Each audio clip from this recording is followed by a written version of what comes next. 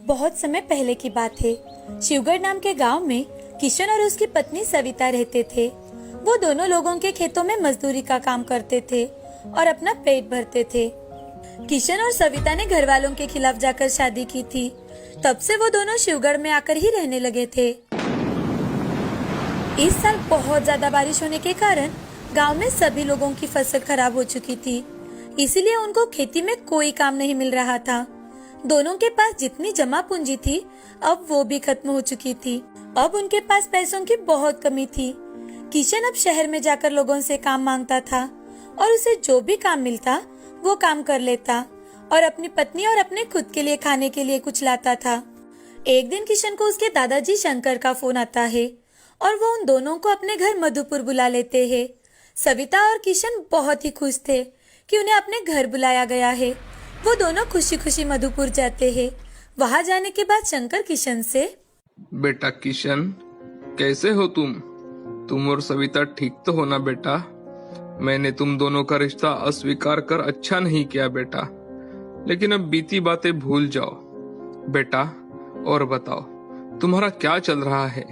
दादाजी, तुम्हें क्या बताऊं, हमारी हालत कुछ अच्छी नहीं है दादाजी।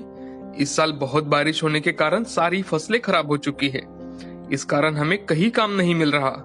मैं और सविता तो 2 वक्त की रोटी भी पेट भर नहीं खा सकते। शंकर का भी अपने पोते किशन के अलावा इस दुनिया में कोई नहीं था और अपने हालात बताते बताते किशन की आंखों में से आंसू आने लगते हैं। ये देख दादाजी। अरे बेटा, ऐसे मायूस मत हो। अब से तुम दोनों यहीं पर मेरे साथ रहोगे। हमारी इतनी अच्छी खासी जमीन है, उसी में मेहनत करो। दादाजी की बातें सुनकर सविता और किशन दोनों बहुत खुश हो जाते हैं। तभी सविता दादाजी से, क्या सच में दादाजी आपने हम दोनों को माफ कर दिया है? बेटी, मुझे अहंकार हो चुका था कि मैं एक गरीब घर की लड़की को अपने घर की बहू कैसे बनाऊं, लेकिन अब मुझे मेरी गलती समझ में आ गई है। इसलिए मैंने तुम दोनों को तुरंत यहाँ बुला लिया। मुझे विश्वास था तुम दोनों जरूर वापस आओगे। दादाजी, हमें माफ कर दीजिए। आपने हमें घर से जाने के लिए कहा तो हम भी गुस्से में यहाँ से चले गए। हमने ये भी नहीं सोचा कि हमारे अलावा आपका भी कोई और नहीं है और न ही हमारा आपके अलावा कोई है। हमें माफ कर दीजिए दादाजी। देखो बच्चों, अब मैं बूढ़ा हो चुका हूँ, मुझसे अब कोई काम नहीं होता। मैं सोच रहा था, हमारे स्ट्रॉबेरी के जो बागाने हैं उसमें हमें हर साल स्ट्रॉबेरी की बहुत सारी उपज होती है, लेकिन अब मुझसे बागाने की देखभाल नहीं होती। मुझे लगता है तुम दोनों मिलकर अब हमारी स्ट्रॉबेरी के बागाने की देखभाल करो। जी दादाजी, हम दोनों स्ट्रॉबेरी के बागान की अच्छे से देखभाल करेंगे। आप बिल्कुल चिंता मत कीजिए। बेटे, हमारे बागाना की स्ट्रॉबेरी बहुत ही मीठी और रसीली है। तुम स्ट्रॉबेरी बेचकर अपना और अपने परिवार का अच्छे से ख्याल रख सकते हो। मेरा क्या है, मैं आज हूँ कल नहीं। ये सारी प्रॉपर्टी तो तुम्हारी ही है बेटा। आज नहीं तो कल तुम्हें ही ये सब संभालना है। ठीक है दादाजी, आप जैसे कहेंगे मैं ठीक वैसा ही करूँगा। अच्छी बात है। चलो, कल मैं तुम दोनों को अपने साथ स्ट्रॉबेरी के बागाने में ले चलूंगा। दूसरे दिन सुबह जल्दी उठकर दादाजी किशन और सविता के साथ स्ट्रॉबेरी के बागान में चले जाते हैं। बागान देखकर किशन और सविता बहुत खुश हो जाते हैं। बागान में स्ट्रॉबेरी के पौधों को छोटी छोटी स्ट्रॉबेरी लगी हुई थी। उसे देख सविता, अरे वाह, कितनी सारी स्ट्रॉबेरी लगी है और कुछ तो लाल भी होने वाली है। दादाजी, आज से ही मैं और सविता मिलकर बागान का काम शुरू कर देते हैं। अब वक्त आ चुका है कि बचपन से लेकर आज तक आपने मुझे जो सिखाया है उसे असल में इस्तेमाल कर सकूं। किशन और सविता दोनों मिलकर अब दादाजी की देखरेख में बागान संभालने लगते हैं। अब कुछ ही दिनों में स्ट्रॉबेरी पककर तैयार हो जाती है। किशन और सविता अपने ही गांव के कुछ लोगों को अपने साथ लेकर स्ट्रॉबेरी की छोटी छोटी बॉक्स में पैकिंग करते हैं और किशन उन बॉक्स को शहर ले जाकर बेचने लगता है। स्ट्रॉबेरी किसी व्यापारी को ना बेचकर किशन खुद ही उन्हें शहर जाकर बेचता था, तो उसे अच्छे पैसे भी मिलने लगे थे। अच्छा मुनाफा देख किशन मन ही मन, ये सब दादाजी की वजह से ही हो रहा है। आज मैं और सविता एक बेहतर जिंदगी बिता पा रहे हैं। अगर दादाजी ने हमें घर नहीं बुलाया होता तो हम कभी अपने बागान में काम नहीं कर पाते। और ना ही इतने पैसे कमा पाते। किशन अब अपनी सारी जिम्मेदारियां अच्छे से निभा रहा था। ऐसे ही वक्त गुजरता गया। 6 महीने बीत जाने के बाद अब फिर से पौधों को स्ट्रॉबेरी लग चुकी थी।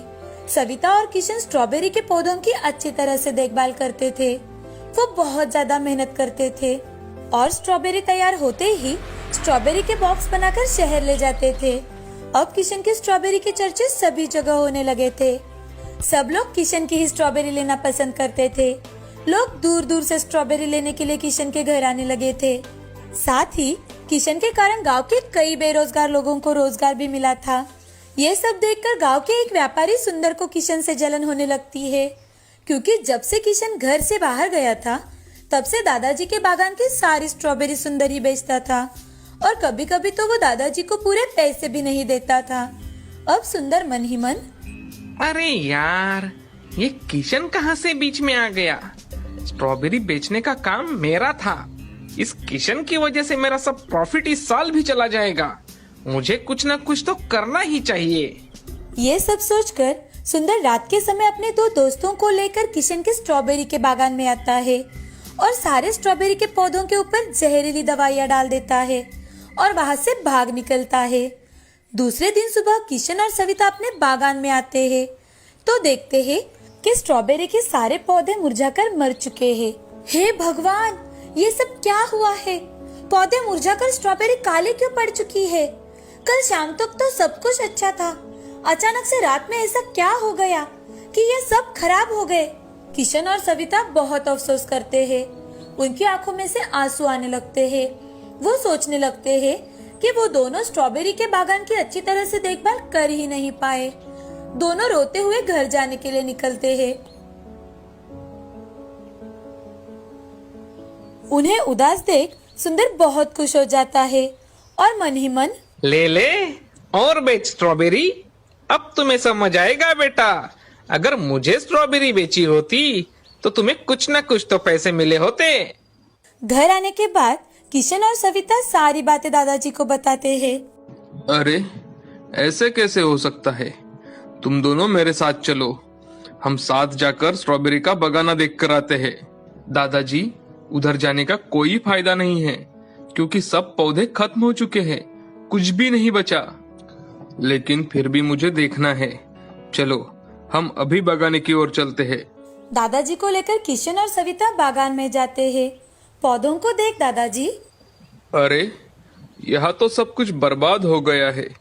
सब स्ट्रॉबेरी के पौधे खत्म हो चुके हैं और स्ट्रॉबेरी भी काली पड़ चुकी है।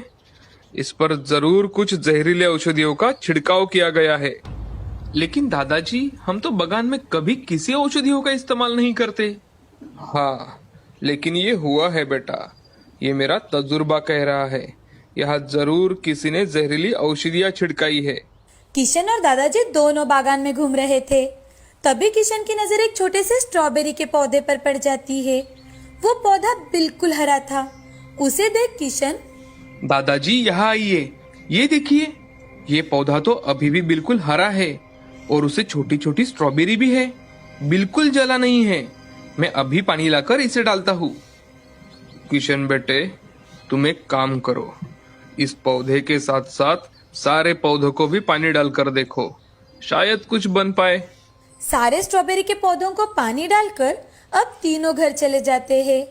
दूसरे दिन हमेशा की तरह सविता और किशन बागान को देखने के लिए आते हैं तो देखते ही रह जाते हैं, क्योंकि पूरे स्ट्रॉबेरी के पौधे अब फिर से हरे भरे हो चुके थे और पौधों को लाल लाल स्ट्रॉबेरी भी लग चुकी थी। ये देख सविता, अरे ये कैसा चमत्कार है! सारे पौधों को फिर से स्ट्रॉबेरी लगी है और वो भी पहले से कई ज्यादा लगी है। पता नहीं ये सब क्या हो रहा है हमारे साथ। लेकिन परसों मैंने एक छोटा सा स्ट्रॉबेरी का पौधा देखा था जो बिल्कुल हरा भरा था। कहीं वो कोई जादुई पौधा तो नहीं था? हाँ, मुझे लगता है वो कोई जादुई पौधा होगा, तभी तो हमारे सारे पौधे हरे हो गए हैं और स्ट्रॉबेरी भी लाल हो चुकी है। किशन को सविता की सारी बातें सच लगने लगती है। अब किशन गांव में जाकर मजदूर लेकर आता है और सारी स्ट्रॉबेरी तोड़ने लगता है। तभी एक आवाज आने लगती है, किशन, किशन। किशन और सविता इधर उधर देखने लगते हैं क्योंकि यह आवाज सिर्फ उन दोनों को ही आ रही थी, तो वो थोड़ा घबरा जाते हैं। और किशन, क, क, क, क, क, कौन कौन बोल रहा है? घबराओ मत, मैं वही स्ट्रॉबेरी का पौधा हूँ जो तुमने कल देखा था। तुम दोनों बहुत अच्छे हो, तुमने हमारा बहुत ख्याल रखा है और कई गांव के बेरोजगार लोगों को तुमने रोजगार दिलवाया है, अच्छी राह पर लाया है। तभी तो तुम्हारे सारे स्ट्रॉबेरी के पौधे तुम्हें वापस मिल गए हैं। तुम जब जब स्ट्रॉबेरी तोड़ोगे तो इन पौधों को वापस उतनी ही स्ट्रॉबेरी आ जाएगी। लेकिन अगर किसी ने फिर से इस पर जहरीली औषधियों का इस्तेमाल किया तो क्या होगा? तुम चिंता मत करो, अब ये नामुमकिन है, क्योंकि जो भी हमें नष्ट करने आएगा वो इस बागान के बाहर ही नहीं जा पाएगा, यही घूमता रह जाएगा। किशन जादुई स्ट्रॉबेरी की बातें सुनकर बहुत ज्यादा खुश हो जाता है और सारी स्ट्रॉबेरी बॉक्स में भरवाने का काम शुरू करता है और शहर में लेकर चला जाता है। ये सब देखकर सुंदर की आंखें फटी की फटी रह जाती है। सुंदर बड़े ही अचरज में पड़ जाता है। अब वो अगली रात फिर से अकेले बागान में आ जाता है। अरे अरे, ये कैसे हो सकता है भला? पौधे फिर से हरे कैसे हो गए? मैंने तो इन पर जहरीली औषधियों का इस्तेमाल किया था। एक पौधा भी बचना मुमकिन नहीं था। इतना ही नहीं बल्कि कि इसकी आगे की फसल भी अच्छी नहीं आनी चाहिए थी। ऐसा कहकर सुंदर फिर से पौधों के ऊपर जहरीली दवाइयाँ डालने लगता है। दवाइयाँ डालकर सुंदर वहाँ से निकलने की कोशिश करने लगता है, लेकिन वो वहाँ से निकल ही नहीं पाता। वो वहीं पर घूमते रह जाता है। जब किशन अपने सारे स्ट्रॉबेरी बेचकर दूसरे दिन सुबह घर लौट रहा था, तो देखता है कि सुंदर उसके बागान में घूम घूम कर नीचे गिर गया है। अब किशन को सारी बात समझ में आ जाती है। उसकी फसल बर्बाद करने वाला और कोई नहीं बल्कि सुंदर ही है। किशन सुंदर के पास जाता है, तभी सुंदर को होश आ जाता है और होश आते ही सुंदर, किशन, तुम्हारे बागान में ऐसा क्या है भाई कि मैं यहाँ से बाहर ही नहीं निकल पा रहा हूँ? मुझे माफ कर दो, मैंने ही तुम्हारे बागान को खराब कर दिया था। अब मैं कभी तुम्हारे स्ट्रॉबेरी के बागान की ओर नहीं देखूंगा, मुझे माफ कर दो। किशन से माफी मांगने के बाद ही सुंदर बागान से बाहर निकल पाता है। सुंदर डर के मारे भागते हुए वहाँ से चला जाता है। दूसरी ओर किशन खुश होकर घर जाता है और हंस हंस कर सारी बातें दादाजी को और सविता को बताता है। सहारनपुर नाम के गांव में विकास अपनी पत्नी शोभा के साथ रहता था। वो बहुत ही ज्यादा धनवान था। उसे रतन नाम का एक बेटा था। उनके घर के पास ही एक राधा नाम की औरत अपने पोते चिराग के साथ रहती थी। चिराग के माँ बाप बचपन में ही गुजर चुके थे, इसीलिए चिराग अपनी दादी के साथ ही रहता था। राधा लोगों के घर के काम करती थी। गरीब होने के बावजूद राधा ने चिराग को अच्छे स्कूल में डाला था। चिराग और रतन एक ही स्कूल में पढ़ते थे। उन दोनों की उम्र भी एक ही थी, इसी कारण वो दोनों एक साथ ही खेलते थे। लेकिन दोनों बच्चे एक साथ खेल रहे हैं, ये विकास को बिल्कुल पसंद नहीं था। एक दिन विकास रतन से, बेटा, तुम्हें खेलने के लिए अपना घर खिलौनों से भरा हुआ है, तुम यहाँ आराम से खेल सकते हो, तो फिर तुम उस चिराग के साथ क्यों खेलते हो? पिताजी, आप तो जानते हो चिराग मेरा अच्छा दोस्त है, वो मेरे लिए कुछ भी कर सकता है। उसकी दादी लोगों के यहाँ घर काम करती है, तो तुम उसके साथ क्यों खेलते हो? उसने तुम्हारे कीमती खिलौनों से खेलने के लिए और चुराने के लिए तुमसे दोस्ती की है। तुम्हारा उसके साथ खेलना मुझे बिल्कुल पसंद नहीं है। मैंने अगर दोबारा तुम्हें उसके साथ खेलते हुए देखा तो याद रखना, तुम्हारी खैर नहीं। रतन रोते हुए अपनी माँ शोभा के पास चला जाता है। तभी शोभा रतन से, अरे बेटा, क्यों रो रहे हो? क्या हुआ? तुम्हें क्या चाहिए? पापा तुम्हारे लिए अच्छा सा टेडी बियर लेकर आएंगे। पापा ने कही सारी बातें रतन अपनी माँ शोभा को बताता है। तभी शोभा उसे उसके पसंद का चॉकलेट देती है और शांत कराती है। अब जब चिराग रतन से खेलने के लिए आता है तो रतन चिराग को सारी बात बता देता है और उसके साथ खेलने से मना कर देता है। तो चिराग घर उदास होकर लौटता है। तभी चिराग की दादी चिराग से, चिराग, क्या हुआ बेटा? तुम इतने उदास क्यों बैठे हो? अभी अभी तो तुम खेलने गए थे ना? तब चिराग राधा को सारी बात बता देता है कि कैसे विलास ने रतन को चिराग के साथ खेलने से मना कर दिया है। ये सुनकर राधा, बेटा कोई बात नहीं, ऐसा तो होता ही रहता है, तुम ऐसी बात पर ध्यान मत दिया करो, तुम सिर्फ अपनी पढ़ाई पर ध्यान दो। पढ़ लिख कर जब तुम बड़े आदमी बन जाओगे तो तुम्हारे कई सारे दोस्त बन जाएंगे। ठीक है दादी, मैं अभी से मन लगाकर पढ़ाई करूँगा। दूसरे दिन सुबह चिराग जब स्कूल में जाने लगता है तब रतन अपने दोस्तों के साथ स्कूल के पास खड़ा होता है। तब रतन के दोस्त, अरे अरे, ये देखो चिराग कैसे फटे कपड़े पहन के क्लास में जा रहा है। ये बात सुनकर चिराग को बहुत बुरा लगता है। वो उनकी बातों को अनसुनी कर वहाँ से चला जाता है। ये बातें सुनकर रतन को भी अच्छा नहीं लगता। वो उनसे कहता है, अरे क्या हुआ अगर चिराग के पास अच्छे कपड़े नहीं है तो? लेकिन वो हमसे पढ़ाई में सबसे आगे है, उसकी बुराई करना अच्छी बात नहीं है दोस्तों। ऐसा कहकर रतन वहाँ से चला जाता है। घर जाने पर दादी के कहने पर भी चिराग खेलने के लिए नहीं जाता।